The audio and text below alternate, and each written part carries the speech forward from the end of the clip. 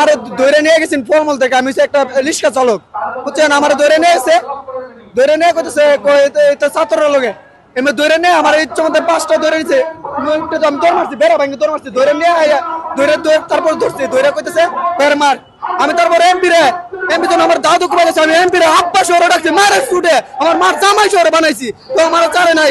আমি কইছি আপনি আমার মার জামাই, তারপরও আমার চারে নাই। আমার কইতেছে আমি আপনার বিকাশে চান বিকাশ, আমি কোন সময় কাউকে চার দেই না, আল্লাহ ছেড়ে দেয়, আমি চার দেই না, আল্লাহ মাপ দেয় তো আমি মাপ দেই না। মারে ছুটে আমি দাঁতি লাগিয়েছি, আবার আমার দাঁতি চুটাই, আবার মারে, আবার চুটাই, আবার মারে, মারতে মারতে যখন আমার সাথে 3টা ধরে নিয়ে গেছে, একজনের বাজিতপুর উপজেলার ভিতরে, আরেকজনের দিঘির পার, আরেকজন এমপি সাহেবের বাড়ির ধারে, 4 জনের মাঝে 3 জন মারা গেছে, একমাত্র আমি মিনাজ বাচ্চা আছি। যখন 3 জন মারা গেছে পুলিশ করতেছে স্যার মারা তো গেছে, আরেকটা তো মারা যাবো, 4টা যদি মারা যায় তো অবস্থা খারাপ হবে। আমার গাড়ি তুই অ্যাম্বুলেন্স উঠাই দেওয়ার পরে হতো আমার এই ট্যাঙ্কের মাঝে চাইনিজ ক্রল তো খুব মারছে, 16টা শিল লাগছে পায়ে, আমি এখন পাও ঠিকভাবে হাঁটতে পারি না, মাঝে মাঝে আমি প্রতিবন্ধী হয়ে গেছি, প্রতিবন্ধীর বাগান আমি জীবন যাপন করতেছি। আন্দোলনের পরে কোনো সহায়তা পেয়েছেন কিনা? সরকার 1 লাখ টাকা দিয়েছিল,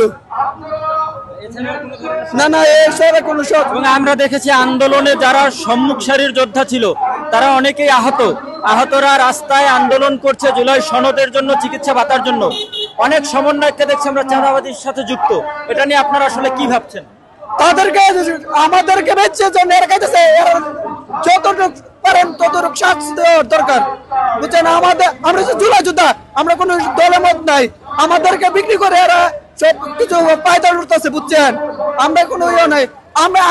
আমি যদি সরকারের কাছ থেকে 1 টাকা নিই, আমি আমার জুলাই যুদ্ধ বাইরে লাগে 1 টাকা যত করে পারি আমি অত করে তাদেরকে সাহায্য করবো।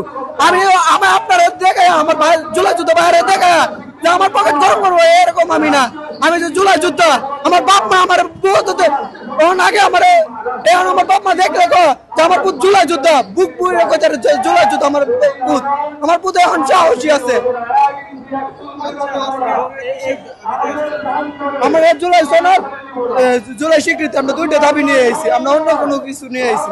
জুলাই সনদটা কেন চাচ্ছেন আপনারা, আসলে কেন দরকার?